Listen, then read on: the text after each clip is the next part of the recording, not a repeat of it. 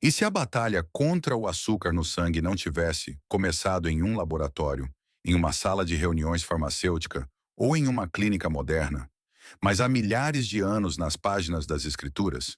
E se os alimentos agora elogiados por apoiar a saúde metabólica tivessem sido colocados diante da humanidade muito antes de a medicina moderna ter um nome para resistência à insulina, picos de glicose ou inflamação crônica? E se uma das maiores tragédias da nossa era fosse o fato de as pessoas estarem buscando a cura em um mundo que as ensinou a desconfiar da sabedoria simples que Deus já colocou ao alcance? O mundo moderno nos diz que os problemas de açúcar no sangue são quase inevitáveis. Um pouco mais de fadiga, um pouco mais de gordura abdominal, um pouco mais de dependência da conveniência processada. Mas as escrituras apontam em outra direção. Apontam de volta para a ordem, o domínio próprio, a nutrição e a reverência. Como Romanos 12:2 nos lembra, não vos conformeis com este mundo. E, no entanto, tantos se conformaram precisamente através do que comem todos os dias. Não se trata de rejeitar a medicina. Trata-se de lembrar o que veio antes dela. Porque muito antes das intervenções modernas, existiam alimentos bíblicos que nutriam o corpo de forma suave, constante e sábia. Alimentos que ajudavam o corpo a fazer o que foi projetado para fazer. Hoje, estamos revelando 7 alimentos bíblicos que baixam o açúcar no sangue naturalmente. E ao final, você talvez nunca mais olhe para a sua cozinha, seus desejos ou sua saúde da mesma maneira. Para milhões de pessoas, os problemas de açúcar no sangue não começam com um diagnóstico. Eles começam com a normalização. Sentir-se cansado após cada refeição torna-se apenas o envelhecimento. Desejar açúcar à tarde torna-se apenas estresse. Acordar à noite, ganhar peso na cintura, sentir-se confuso, irritado e esgotado, essas coisas tornam-se comuns, quase esperadas. Mas o que foi normalizado na vida moderna pareceria profundamente desordenado sob uma ótica bíblica. Porque nas Escrituras, a comida nunca teve a intenção de escravizar o corpo. Ela deveria sustentá-lo. Essa é a crise oculta do nosso tempo. As pessoas não estão apenas comendo mal, estão comendo de uma forma que treina o corpo para a instabilidade. Carboidratos ultraprocessados, açúcares líquidos, lanches constantes, desejos fabricados. Esses padrões mantêm o corpo preso em um ciclo de picos e quedas. O resultado não é apenas o aumento do açúcar no sangue, mas uma confusão metabólica mais profunda. A fome deixa de ser fome real. A satisfação torna-se mais difícil de alcançar. O corpo começa a armazenar, inflamar e lutar. E muitos não percebem o perigo até que o dano já venha sendo construído há anos. É aqui que o contraste bíblico se torna tão poderoso. Os povos antigos não viviam de sobremesas industrializadas, bebidas adoçadas, cereais matinais ou açúcares escondidos em quase todas as refeições. A relação deles com a comida era mais lenta, mais sazonal, mais limitada e muito menos manipulada. Eles comiam alimentos mais próximos de como Deus os criou. Jejuavam, caminhavam, trabalhavam, não inundavam o sangue com doçura desde o nascer do sol até a hora de dormir. De muitas maneiras, seus padrões protegiam o corpo do caos que a cultura moderna agora chama de normal. Provérbios 25:16 dá um aviso que parece chocantemente moderno. Se achar mel, coma apenas o suficiente. Se comer demais, você vomitará. Esse versículo não é meramente sobre o mel, é sobre o domínio próprio, é sobre o perigo do excesso, mesmo em algo bom. E é isso que a cultura alimentar moderna perdeu. Ela não ensina o suficiente, ela ensina o mais. Mais sabor, mais conveniência, mais estimulação, mais consumo.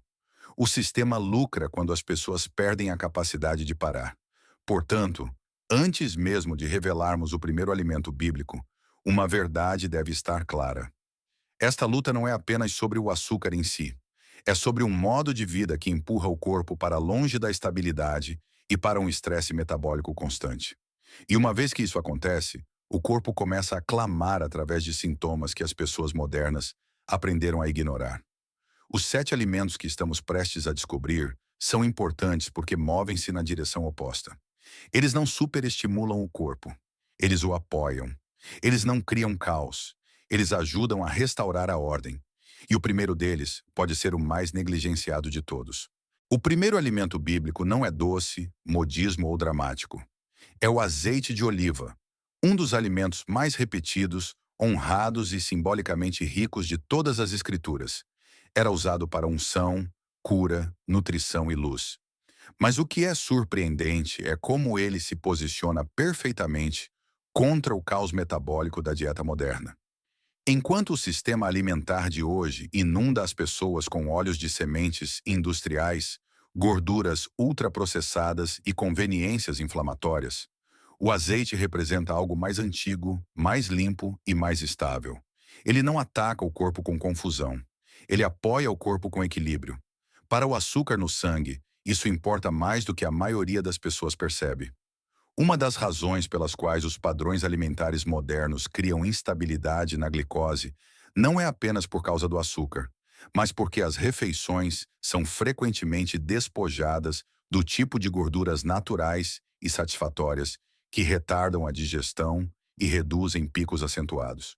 Quando o corpo recebe uma refeição com mais equilíbrio, especialmente uma que não seja digerida como uma descarga química, é menos provável que ele seja lançado em um ciclo de elevação repentina, seguida de fome avassaladora. O azeite ajuda a criar essa estabilidade. Ele nutre sem o violento choque metabólico que define tanto da comida moderna. É aqui que a sabedoria bíblica parece quase profética. Deuteronômio descreve repetidamente a terra prometida como um lugar de oliveiras e abundância. Não como uma terra de excesso artificial, mas de provisão sustentadora. O azeite não era meramente um sabor. Fazia parte de todo um modo de vida construído em torno de alimentos naturais, preparação paciente e reverência pelo que Deus havia dado. Naquele mundo, a comida não precisava ser exagerada para parecer recompensadora. Era o suficiente. E essa palavra, suficiente, é exatamente o que as dietas modernas foram projetadas para apagar. Hoje, muitas pessoas consomem gorduras em formas que seus bisavós mal reconheceriam. Óleos de fritura baratos, lanches embalados, comidas de restaurante feitas para serem hiperpalatáveis. Estas fazem mais do que adicionar calorias. Elas treinam o apetite para desejar mais, enquanto dão ao corpo menos do que realmente satisfaz. Essa é uma das razões pelas quais a instabilidade do açúcar no sangue se torna tão difícil de escapar. O corpo está superalimentado, mas subnutrido, estimulado, mas não fundamentado, cheio, mas não satisfeito. O azeite de oliva move-se na direção oposta. Ele traz riqueza sem frenesi. Apoia refeições construídas em torno de alimentos reais. Lentilhas, ervas, vegetais, peixes, grãos com moderação, em vez das combinações processadas que mantêm a glicose oscilando o dia todo. Ele se encaixa no padrão bíblico de nutrição simples, integral e profundamente funcional. Em muitos lares, algo tão básico foi deixado de lado por substitutos industrializados, e o custo tem sido muito maior do que as pessoas imaginam. Tiago 5,14 até associa o óleo ao cuidado, à cura e à restauração. Isso não significa que o azeite seja uma cura milagrosa, mas nos lembra que, no pensamento bíblico, o óleo nunca foi tratado como inimigo. Foi tratado como um presente usado corretamente. E talvez um dos enganos mais silenciosos da nutrição moderna seja o fato de as pessoas terem sido ensinadas a temer a nutrição tradicional, enquanto abraçavam substitutos sintéticos e lucrativos. Portanto, a primeira lição já está clara. O açúcar no sangue não sofre apenas com o que as pessoas adicionam. Ele também sofre com o que as pessoas substituem. E quando alimentos sagrados e estabilizadores, como o azeite, desaparecem da mesa, algo mais profundo desaparece com eles: a sabedoria metabólica. But olive oil is only the beginning, because the next biblical food may be even more surprising, especially in a world addicted to soft, refined, fiber-stripped carbohydrates. O segundo alimento bíblico são as lentilhas. Simples, baratas, fáceis de ignorar e, no entanto, profundamente poderosas. Em uma cultura obcecada por superalimentos chamativos e soluções caras, As lentilhas parecem quase comuns demais para importar. Mas as escrituras as preservam por uma razão. Elas faziam parte da nutrição diária, parte da sobrevivência, parte da mesa antiga. E em um mundo agora devastado pela instabilidade do açúcar no sangue, aquela humilde tigela de lentilhas pode representar algo que a alimentação moderna quase destruiu. Energia lenta e sólida que não trai o corpo. A maioria dos problemas de açúcar no sangue é agravada por alimentos que são digeridos rápido demais. Farinha branca, lanches açucarados, pães macios, bebidas doces, alimentos processados de café da manhã. Eles entram rápido, causam um pico forte e deixam o corpo exigindo mais. O ciclo torna-se quase impossível de escapar. Mas as lentilhas fazem o oposto. Elas são densas, fibrosas, saciantes e naturalmente resistentes ao tipo de surto rápido de glicose que define tantas refeições modernas. Elas não seduzem o corpo com recompensa instantânea para depois abandoná-lo. Elas o alimentam pacientemente. Essa paciência importa, porque um dos impulsionadores ocultos do caos do açúcar no sangue não é apenas o que as pessoas comem, mas a rapidez com que esses alimentos forçam o corpo a responder. As lentilhas desaceleram as coisas. Elas ajudam a criar uma refeição que satisfaz por mais tempo, estabiliza o apetite e reduz o retorno frenético dos desejos. Em uma época em que tantas pessoas lancham a cada poucas horas porque sua última refeição não lhes deu estabilidade duradoura, as lentilhas apontam para um design muito diferente. Comida que sustenta, em vez de comida que vicia. Gênesis e Samuel preservam a presença das lentilhas no mundo bíblico, não como luxo, mas como substância. E essa é a palavra que as pessoas modernas precisam recuperar. Substância.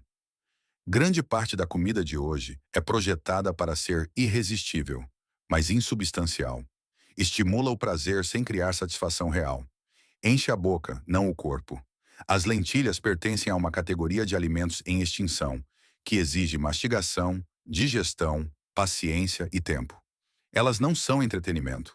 Elas são nutrição. Há também um aviso oculto na famosa história de Esaú, que trocou seu direito de primogenitura por um prato de lentilhas. A maioria das pessoas foca na tragédia espiritual, e com razão. Mas há outra camada digna de nota. Esaú era governado pelo apetite imediato. Ele queria alívio agora.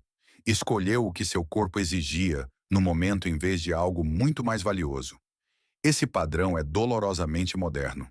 As pessoas hoje são constantemente instadas a obedecer ao desejo, satisfazer o impulso, aquietar o desconforto instantaneamente. E é exatamente assim que os distúrbios de açúcar no sangue são alimentados. Através de uma vida cada vez mais governada pelo apetite urgente em vez da sabedoria. As lentilhas, quando preparadas de forma simples e consumidas como parte de um padrão de comida integral, treinam o corpo na direção oposta. Elas ajudam a restaurar a saciedade, ajudam a reduzir os extremos, apoiam o tipo de estabilidade que a cultura alimentar moderna quase fez as pessoas esquecerem ser possível. Você não come lentilhas e sente fogos de artifício. Você as come e se sente ancorado. E para um corpo lutando com oscilações de glicose, essa ancoragem pode ser uma forma silenciosa de misericórdia. É por isso que os alimentos bíblicos importam tanto. Eles não contêm meramente nutrientes. Eles refletem um ritmo, uma filosofia, uma recusa em deixar o apetite se tornar o mestre. As lentilhas são um desafio direto à dieta movida a açúcar, propensa a quedas bruscas e baseada na conveniência que agora domina grande parte do Ocidente. Elas nos lembram que alguns dos alimentos mais curativos são os menos glamourosos. E o próximo pode surpreender ainda mais as pessoas, porque tem sido vendido como inocente, saudável, até essencial. No entanto, em sua forma moderna, frequentemente impulsiona a própria instabilidade que as pessoas estão tentando evitar. O terceiro alimento bíblico são os figos, e é aqui que a conversa se torna desconfortável para o mundo moderno. Porque muitas pessoas assumem que toda doçura é igual. Se tem um gosto doce, deve funcionar da mesma maneira no corpo. Se aumenta o prazer, deve aumentar o perigo da mesma forma. Mas as Escrituras apresentam uma relação muito diferente com a doçura, moldada por limites, integridade e contexto. Os figos eram valorizados no mundo bíblico, mas não eram consumidos dentro de um sistema de excesso constante. Eles faziam parte de uma vida onde a doçura ainda pertencia à natureza, não à indústria. Essa diferença é enorme. As pessoas modernas não sofrem meramente porque comem coisas doces. Sofrem porque a doçura agora chega a todos os lugares, o tempo todo, despojada de fibras, intensificada pelo processamento e projetada para o consumo excessivo. Bebidas doces, xaropes doces, barras de cereais, sobremesas disfarçadas de café da manhã e açúcares escondidos dentro de alimentos supostamente saudáveis mantêm o corpo sob pressão implacável. Os figos, por outro lado, vinham com estrutura, vinham com substância, vinham como comida de verdade, não como uma extração viciante. Na Bíblia, sentar-se debaixo de sua videira e de sua figueira tornou-se uma imagem de paz, suficiência e bênção. Essa imagem importa. O figo não era um símbolo de caos, era um símbolo de provisão estável. E talvez seja porque os alimentos em sua forma natural frequentemente se comportam de maneira muito diferente das imitações processadas que dominam as prateleiras modernas. Um figo não é apenas açúcar, é um pacote completo. Ele digere de forma diferente, satisfaz de forma diferente e pertence a uma cultura alimentar inteiramente diferente. A questão real, então, não é se a doçura pode fazer parte de uma vida saudável. A questão é se a doçura permanece sob a sabedoria. Eclesiastes fala do desfrute como um presente de Deus, mas em todas as Escrituras, esse desfrute nunca é separado do domínio próprio. A cultura alimentar moderna rompeu os dois. Ela oferece prazer sem limites, recompensa sem reverência e sabor sem consequências, pelo menos no início. Mas as consequências sempre vêm, primeiro na fadiga, depois nos desejos, depois na silhueta, nos exames de sangue e no declínio metabólico silencioso. Os figos expõem essa decepção perfeitamente. Eles nos lembram que o problema nem sempre é o alimento em si. Frequentemente é a forma, a dose, o padrão e o mundo construído ao seu redor. Alguns figos comidos com sabedoria, dentro de um estilo de vida de comida integral, não são o mesmo que viver em uma inundação de açúcar refinado da manhã até a meia-noite. No entanto, as pessoas modernas muitas vezes falam sobre a doçura como se não houvesse diferença entre o design de Deus e a manipulação industrial. Essa confusão custou caro a milhões de pessoas. Há também algo espiritualmente revelador aqui. Os seres humanos não foram projetados para viver sob estimulação constante. O corpo não foi feito para ser infinitamente provocado por prazer concentrado. O apetite deveria permanecer em seu lugar, não governar a vida. Alimentos naturais, como os figos, ainda podem se encaixar nessa ordem. A doçura hiperprocessada quase nunca se encaixa. Ela ignora os limites que outrora protegiam as pessoas e ensina o corpo a querer mais do que realmente precisa. Portanto, os figos servem tanto como consolo quanto como aviso. Eles mostram que a nutrição bíblica não era sem alegria. Deus não projetou a comida apenas para a sobrevivência. Ele a projetou com beleza e deleite. Mas o deleite nunca teve a intenção de se tornar dominação. Uma vez que a doçura é separada da totalidade e da moderação, ela deixa de ser uma bênção e começa a se tornar um fardo. E isso nos traz ao próximo alimento bíblico. Um alimento tão comum, tão antigo e tão poderoso que as pessoas modernas quase esqueceram quanta cura pode começar nas coisas amargas que elas costumam evitar. O quarto alimento bíblico não é reconfortante, doce ou fácil de comercializar. São as ervas amargas. E isso por si só explica por que a cultura moderna quase não tem espaço para elas. O paladar moderno é treinado para esperar suavidade, doçura, sal e prazer imediato. Qualquer coisa ácida, terrosa, medicinal ou amarga é rapidamente rejeitada. Mas nas Escrituras, as ervas amargas não eram um acompanhamento sem sentido. Faziam parte da memória sagrada, das refeições sagradas e de uma compreensão mais profunda de que nem tudo o que é benéfico chega envolto em prazer. Isso importa para o açúcar no sangue mais do que muitos percebem. Um dos problemas mais profundos na alimentação moderna É que ela condiciona o corpo e o cérebro a buscar recompensas fáceis. Uma vez que isso acontece, alimentos que desafiam os sentidos, alimentos que desaceleram o apetite, despertam a digestão e criam moderação, começam a parecer indesejáveis. O resultado é uma dieta cada vez mais construída em torno do conforto, em vez da correção. Mas as ervas amargas representam correção. Elas interrompem o excesso. Elas combatem a indulgência. Elas lembram ao corpo que a nutrição nem sempre deve parecer entretenimento. Em Êxodo, as ervas amargas eram comidas como parte da Páscoa, tecidas na lembrança, urgência e libertação. Esse simbolismo é profundo.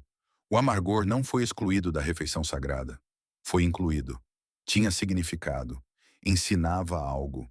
E talvez as pessoas modernas, cercadas por prazeres comestíveis intermináveis, tenham perdido exatamente essa lição, porque a cura frequentemente começa onde a indulgência termina.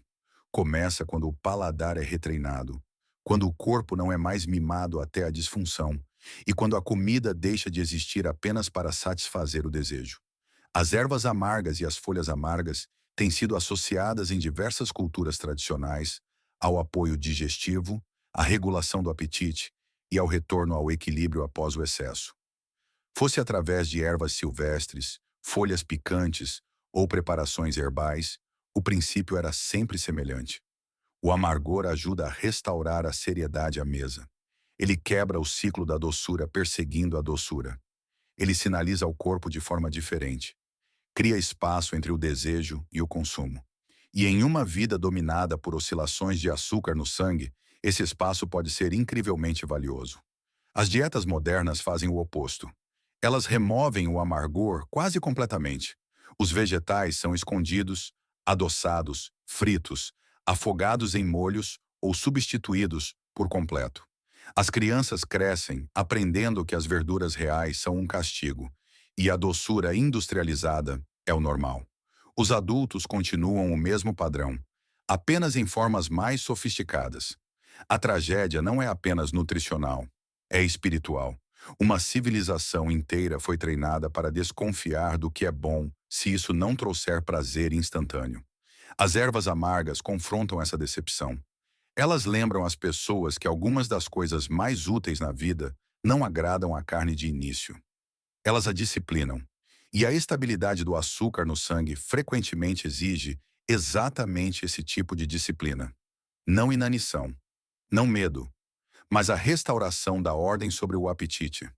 Refeições construídas em torno de alimentos reais, fibras, moderação e profundidade, começam a mudar o corpo lentamente por dentro. O amargor desempenha um papel nisso porque ajuda a quebrar a tirania da recompensa constante. Há uma razão pela qual as Escrituras não apresentam a vida fiel como uma vida de indulgência. Ela a apresenta como uma vida de discernimento, e os alimentos amargos se encaixam nesse padrão lindamente. Eles não são o centro da refeição por serem agradáveis. Eles importam por serem propositais. Ensinam a boca e a mente que a saúde não é construída sobre doçura infinita, é construída sobre a sabedoria. E isso leva ao próximo alimento bíblico, um cercado de beleza, bênção e alegria, mas que também revela como presentes bons podem se tornar perigosos quando a cultura moderna os transforma em excesso concentrado. O quinto alimento bíblico são as uvas, um dos símbolos mais claros de abundância, bênção e frutificação em todas as Escrituras. As uvas aparecem na história da Terra Prometida, na imagística da aliança, na linguagem da colheita, na celebração e na vida diária. Elas não eram um alimento marginal. Estavam tecidas na imaginação da provisão. Mas assim como os figos, as uvas revelam uma verdade que a nutrição moderna frequentemente obscurece. Um alimento dado em sua forma natural não é o mesmo que a indústria faz dele. Essa diferença é onde o perigo começa. No mundo bíblico, as uvas vinham ligadas à criação. Vinham com casca, polpa, mastigação, porção, estação e limites. No mundo moderno, as uvas são frequentemente transformadas em sucos, concentrados, lanches adoçados, sobremesas e infinitas formas processadas que removem muito do que outrora desacelerava o corpo. Quanto mais um alimento se afasta de sua forma criada, mais fácil se torna consumir demais e rápido demais. E para o açúcar no sangue, isso importa imensamente. A questão não é que as uvas sejam ruins. A questão é o que acontece quando a natureza é condensada em velocidade. Comer um punhado de uvas é uma coisa. Beber um copo grande de doçura concentrada é outra. O corpo consegue sentir a diferença, mesmo quando o marketing tenta convencer as pessoas do contrário. Os sistemas modernos frequentemente pegam alimentos que outrora funcionavam dentro da lógica da criação e os refazem em produtos que trabalham contra os ritmos do corpo. Então, dizem às pessoas que elas ainda estão consumindo algo natural. Essa ilusão tornou-se uma das mentiras mais lucrativas da cultura alimentar moderna. Em todas as escrituras, a vinha simbolizava cultivo, paciência, mordomia e a bênção da frutificação. Nenhuma dessas palavras sugere frenesi. Nenhuma sugere acesso constante, porções exageradas ou açúcar sob demanda.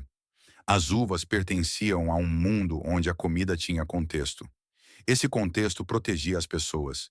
Mantinha o prazer ligado à estação, ao esforço, à moderação e à gratidão. Mas a conveniência moderna destruiu o contexto. Ela oferece doçura sem esforço, abundância sem mordomia e recompensa sem restrição. E é por isso que tantas pessoas estão confusas sobre o açúcar no sangue. Elas assumem que a resposta reside apenas nas calorias ou apenas nas gramas de açúcar. Mas a questão mais profunda é a forma, estrutura, velocidade. Uma uva ainda se assemelha ao design de Deus.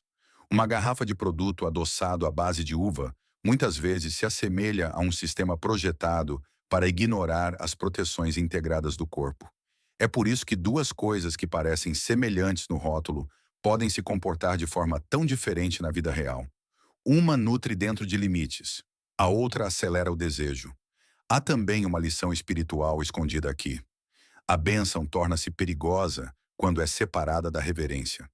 Bons presentes tornam-se prejudiciais quando as pessoas os consomem fora da sabedoria que outrora os governava.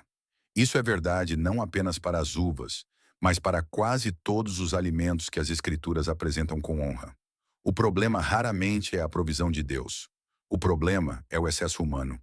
A cultura alimentar moderna é construída sobre esse excesso. Ela pega o que antes era sazonal e o torna constante. O que antes era integral e o torna concentrado. O que antes era limitado e o torna infinito. Portanto, as uvas pertencem a esta lista não porque sejam mágicas, mas porque expõem a diferença entre a nutrição bíblica e a manipulação moderna. Em sua forma natural, elas se encaixam em um mundo de moderação, variedade e equilíbrio. Em suas formas processadas, frequentemente tornam-se outro caminho para a própria instabilidade que as pessoas estão tentando evitar. E o próximo alimento bíblico pode ser o mais controverso de todos, porque é louvado nas Escrituras, adorado pelo paladar moderno e mal compreendido por quase todos que tentam se curar. O sexto alimento bíblico é o mel.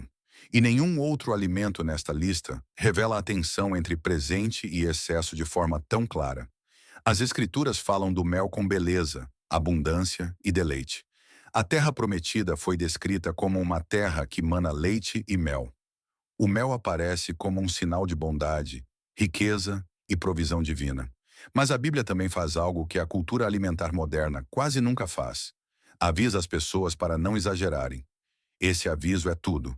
Provérbios diz claramente: se encontrar mel, coma apenas o suficiente para você, para que não coma demais e venha a vomitá-lo. Esse é um versículo surpreendente para a era moderna, porque destrói uma das maiores ilusões da cultura da saúde. A ideia de que um adoçante natural torna-se inofensivo simplesmente por ser natural. O mel pode estar muito mais próximo da criação do que o açúcar refinado, mas as Escrituras nunca usam essa verdade como permissão para indulgência. Em vez disso, tratam o mel como algo bom que ainda exige sabedoria. E é exatamente isso que as pessoas modernas perderam. Hoje, milhões estão presos em uma estranha contradição. Sabem que o açúcar os está prejudicando, mas ainda desejam doçura constantemente. Por isso, buscam substitutos que permitam que o apetite permaneça intocado. Xaropes naturais, adoçantes crus, sobremesas mais saudáveis, doces orgânicos. Mas muitas dessas soluções não resolvem o problema mais profundo. Elas o preservam. Porque a questão real não é apenas a fonte da doçura. É o domínio da doçura sobre o corpo. Uma pessoa pode substituir o açúcar refinado e ainda continuar escravizada ao mesmo ciclo de desejo, recompensa e instabilidade do açúcar no sangue. O mel expõe esse ciclo lindamente. Em pequenas quantidades, dentro de uma vida de comida integral, ele pode pertencer a um padrão de nutrição e deleite. Mas uma vez que se torna outra desculpa para o excesso, deixa de funcionar como um presente e começa a funcionar como um disfarce. Esse é um dos truques mais astutos da cultura das dietas modernas. Renomear a indulgência como bem-estar. Pintar a escravidão com rótulos mais limpos. Mas o corpo não se deixa enganar por muito tempo. A doçura constante ainda treina o desejo constante. E o desejo constante raramente leva à cura. Há uma razão pela qual a sabedoria bíblica nunca separa a bênção do autocontrole. O mundo o faz, o mercado o faz, a publicidade o faz, mas as escrituras não. O mel não é condenado porque Deus é contra o prazer. Ele é limitado porque Deus entende o perigo de apetites que não sabem mais onde parar. E os distúrbios de açúcar no sangue frequentemente começam precisamente aí. Não em um ato dramático, mas em 1000 momentos diários onde o desejo é obedecido sem discernimento. É por isso que o mel pertence à lista, mas com um aviso anexado. Ele nos lembra que a saúde bíblica nunca foi sobre negação severa, nem sobre prazer irrestrito. Era sobre ordem, uma relação correta entre apetite e sabedoria, um uso correto das coisas boas. Nesse sentido, o mel torna-se mais do que um alimento. Torna-se um teste. Uma pessoa pode receber doçura sem ser governada por ela. O deleite pode permanecer dentro da disciplina. Um presente pode continuar sendo um presente, em vez de se tornar um fardo. A cultura moderna raramente faz essas perguntas. Pergunta apenas como manter o prazer com menos culpa. Mas a cura frequentemente começa quando toda essa lógica é rejeitada. Quando a doçura não é mais central. Quando o corpo não é mais gerido através da recompensa. Quando as pessoas reaprendem que a paz não vem de satisfazer cada desejo, mas de não ser mais controlado por eles. E isso nos traz ao sétimo e último alimento bíblico. Um alimento tão simples, tão negligenciado e tão poderoso na luta contra o caos do açúcar no sangue, que pode mudar completamente a forma como as pessoas pensam sobre a nutrição diária. O sétimo alimento bíblico é a cevada, e de muitas maneiras pode ser o mais revelador de todos, porque a cevada representa algo que a cultura alimentar moderna passou décadas removendo: a estrutura intacta. Ela aparece em todas as escrituras como um grão comum do povo, associado à colheita, provisão, ofertas e pão diário. Não era glamourosa, não era exótica, mas é exatamente por isso que importa. A cevada pertencia a um mundo onde os grãos ainda se assemelhavam à criação, e não às imitações despojadas, pulverizadas e hiper-refinadas que agora enchem os corredores dos supermercados. A maioria das pessoas não percebe quanto dano começa quando um grão é decomposto além do reconhecimento.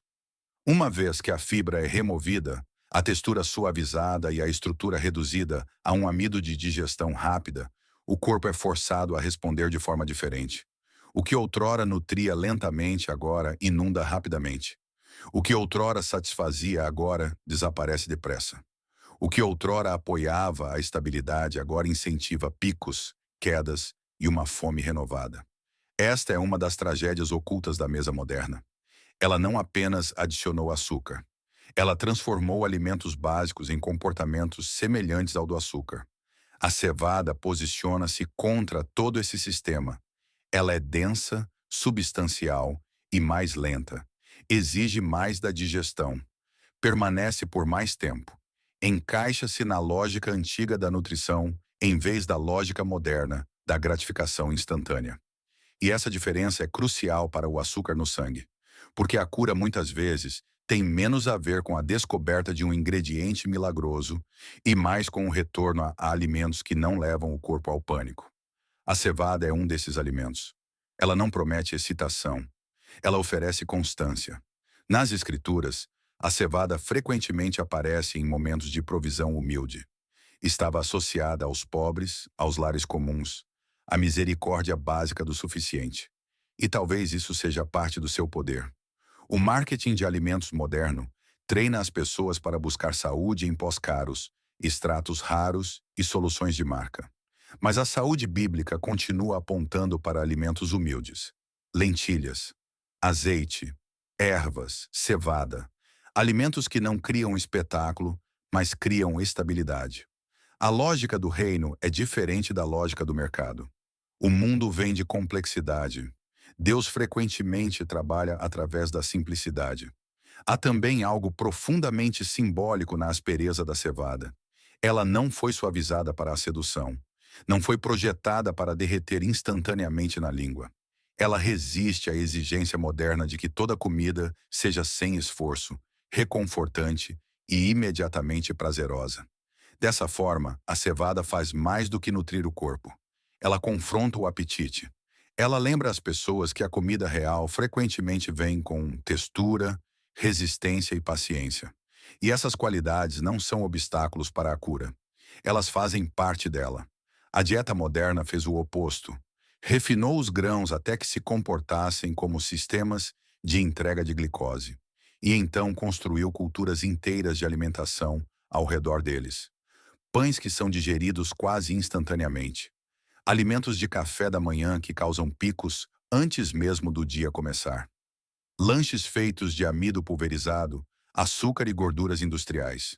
As pessoas pensam que estão comendo comida, mas muitas vezes estão comendo velocidade. E o corpo paga por essa velocidade com instabilidade. A cevada pertence a outro mundo.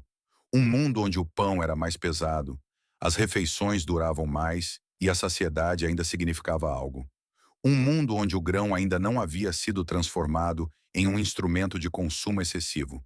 Isso não faz da cevada uma cura mágica, mas faz dela um símbolo poderoso do que foi perdido. Os distúrbios de açúcar no sangue prosperam em ambientes de refinamento, conveniência e acesso constante. A cevada representa o oposto: integridade, simplicidade e suficiência. Agora a lista completa está diante de nós. Azeite de oliva, lentilhas, figos, ervas amargas, uvas, mel, cevada. 7 alimentos bíblicos, cada um apontando na mesma direção. Não para a estimulação, mas para a ordem. Não para o prazer sem fim, mas para a nutrição sábia. E uma vez que você percebe o padrão, a verdadeira questão torna-se impossível de ignorar. Se esses alimentos refletem estabilidade, o que exatamente a dieta moderna tem treinado as pessoas para se tornarem? Agora que os 7 alimentos bíblicos estão claros, um padrão mais profundo começa a emergir. Esses alimentos não são aleatórios. Eles compartilham uma filosofia. São integrais, fundamentados, mais lentos, menos manipuladores e muito menos propensos a lançar o corpo em extremos. Eles trabalham com o design do corpo em vez de contra ele. E uma vez que isso se torna óbvio, o verdadeiro problema entra em foco. A dieta moderna não introduziu meramente opções prejudiciais à saúde. Ela removeu sistematicamente as qualidades que outrora protegiam o metabolismo humano. A cultura alimentar moderna é construída sobre a aceleração, digestão mais rápida, prazer mais rápido, conveniência mais rápida, recompensa mais rápida. Mas o corpo humano nunca foi projetado para prosperar sob uma velocidade metabólica constante. Quando as refeições se tornam macias, refinadas, adoçadas, líquidas, concentradas e infinitamente disponíveis, o açúcar no sangue perde o seu ritmo. A fome torna-se distorcida, a saciedade enfraquece, os desejos intensificam-se. O corpo para de viver em ciclos estáveis e começa a viver em respostas de emergência. Essa é uma das razões ocultas pelas quais tantas pessoas se sentem exaustas, confusas, famintas e inflamadas, mesmo comendo o dia todo. É aqui que o contraste com as Escrituras torna-se quase doloroso. A nutrição bíblica não foi construída em torno do entretenimento. Foi construída em torno da ordem. Havia épocas de comer e de jejuar, tempos de colheita e de espera, refeições enraizadas em ingredientes reais, não em fórmulas industriais. Até a doçura tinha limites. Até a abundância tinha reverência. O corpo não era constantemente assaltado pela estimulação. Recebia espaço para se regular, recuperar e funcionar como foi projetado para funcionar. As dietas modernas destruíram esse espaço. Preencheram cada lacuna com algo comestível, um lanche durante o trajeto, um café adoçado pela manhã, um café da manhã processado que causa um pico cedo, uma queda no meio do dia reparada com mais açúcar, um agrado à tarde, amido refinado no jantar, sobremesa à noite. Quando o dia termina, o corpo mal teve um momento de paz metabólica. A insulina sobe repetidamente. Os sinais de fome tornam-se não confiáveis. A energia torna-se instável. A pessoa pensa que está comendo normalmente, mas biologicamente o corpo está sendo mantido em um estado de confusão quase constante. Essa confusão não permanece apenas na corrente sanguínea. Espalha-se pelo humor, pelo sono, pelo foco, pela inflamação e até pela vida espiritual. Porque um corpo governado por um apetite instável frequentemente leva a uma mente governada por um desejo instável. A irritabilidade aumenta. A disciplina enfraquece. As pessoas começam a perseguir o alívio em vez de viver com intenção. É por isso que o açúcar no sangue não é apenas um problema de nutrição. É um problema de ordem de vida. E a dieta moderna, por design, treina a desordem. Os 7 alimentos bíblicos apontam na direção oposta porque carregam uma lógica mais antiga. Substância em vez de estimulação, lentidão em vez de picos, integridade em vez de refinamento, gratidão em vez de ganância. Eles não são meramente alimentos saudáveis. São testemunhas de um padrão de vida perdido. Um padrão onde o corpo não tinha que lutar a cada refeição. Um padrão onde a nutrição ainda respeitava limites. Um padrão onde as pessoas tinham menos probabilidade de serem presas pelos apetites que agora dominam tanto o mundo ocidental. E talvez esse seja o verdadeiro escândalo. O corpo está falhando não apenas porque as pessoas fazem escolhas ruins, mas porque estão cercadas por um sistema construído para enfraquecer o discernimento. A comida moderna é lucrativa quando cria fome repetida. É lucrativa quando as pessoas não conseguem parar no suficiente. É lucrativa quando os sintomas aparecem lentamente, para que a causa permaneça oculta. O sistema não precisa que as pessoas entrem em colapso da noite para o dia. Precisa apenas que normalizem a disfunção, uma refeição por vez. Portanto, esta batalha é maior do que ingredientes. É uma batalha sobre ritmo, apetite e verdade. Sobre se o corpo será alimentado de acordo com a ordem de Deus ou de acordo com um mercado que monetiza a instabilidade. E uma vez que essa questão é encarada com honestidade, o próximo passo torna-se inevitável.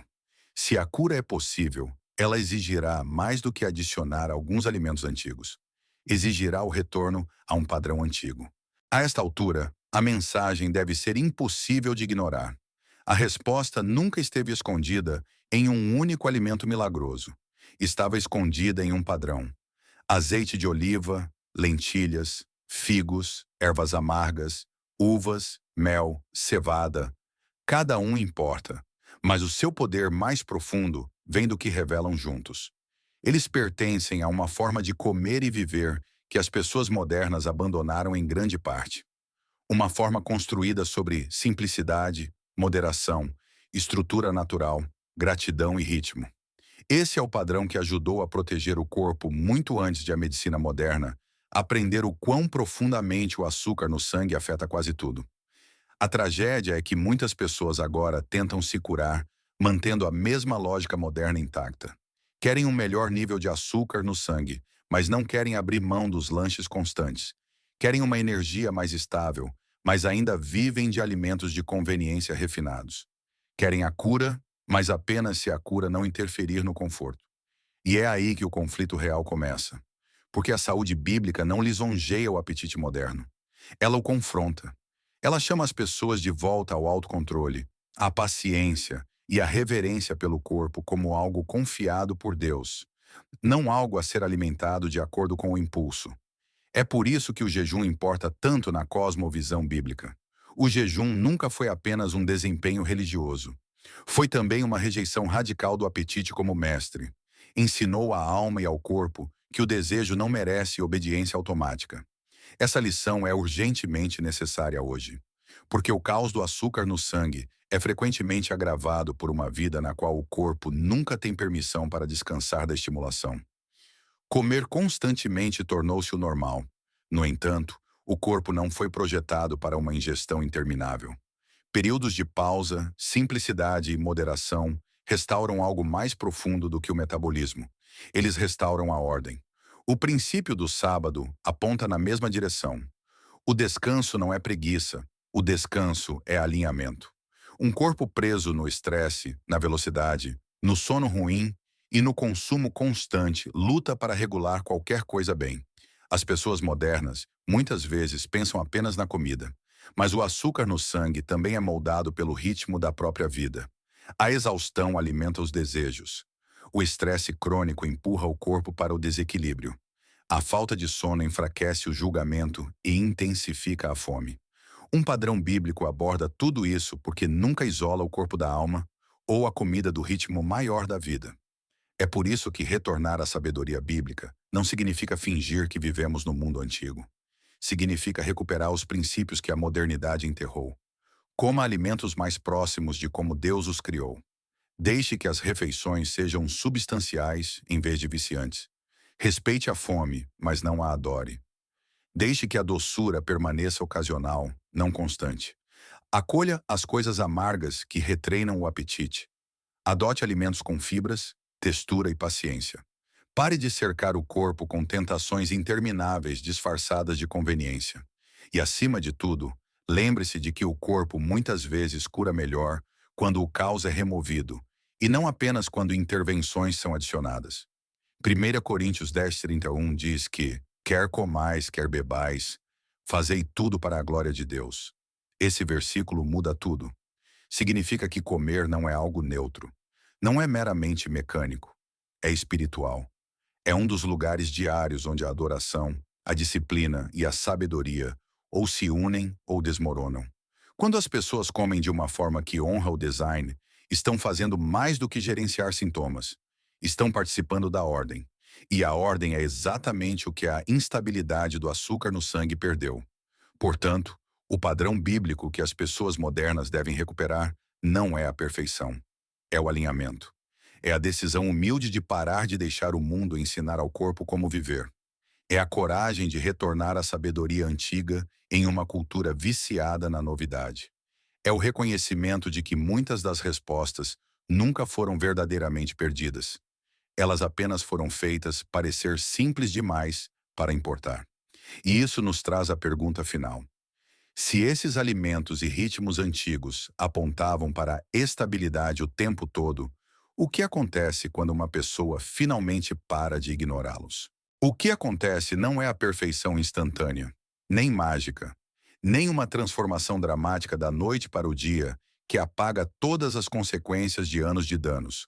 As escrituras não ensinam fantasia, e o corpo também não costuma ser curado através da fantasia. Mas algo poderoso começa a acontecer quando uma pessoa retorna ao que nunca foi verdadeiramente ultrapassado. O ruído começa a cessar. Os desejos são expostos pelo que são. O corpo, outrora empurrado para a confusão constante, finalmente começa a experimentar momentos de paz novamente. E para muitas pessoas, essa paz é onde a cura começa silenciosamente. Porque a verdade é que a instabilidade do açúcar no sangue prospera no caos. Prospera quando as refeições são artificiais, os apetites não são controlados, os ritmos estão quebrados, o sono é ruim e o estresse é constante. Prospera quando as pessoas são ensinadas a consumir sem discernimento. Mas quando esse padrão é interrompido, quando os alimentos bíblicos reentram na mesa, quando a doçura é reduzida, quando os alimentos refinados perdem o seu domínio, quando o jejum e a moderação começam a retreinar o desejo, o corpo muitas vezes responde com uma gratidão surpreendente. Não porque os alimentos antigos sejam místicos, mas porque o corpo sempre foi projetado para funcionar melhor sob a ordem do que sob o excesso. Essa é a mensagem esquecida que a cultura moderna raramente quer que as pessoas ouçam. Muitas formas de sofrimento tornam-se mais controláveis quando o corpo não está mais sendo atacado o dia todo. O sistema prefere uma mensagem diferente. Prefere a complexidade, a dependência, a confusão.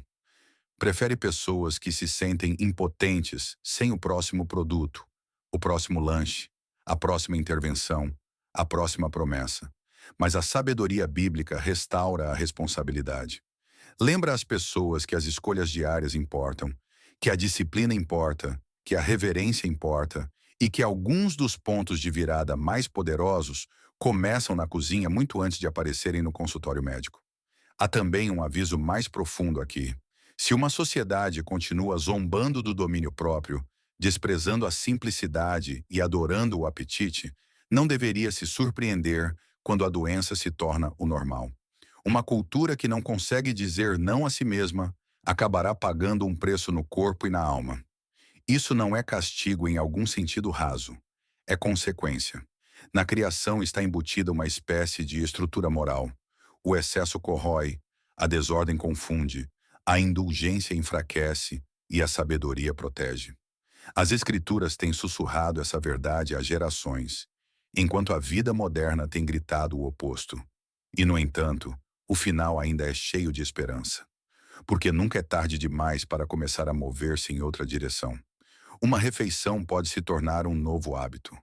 Um ato de domínio próprio pode se tornar um novo padrão.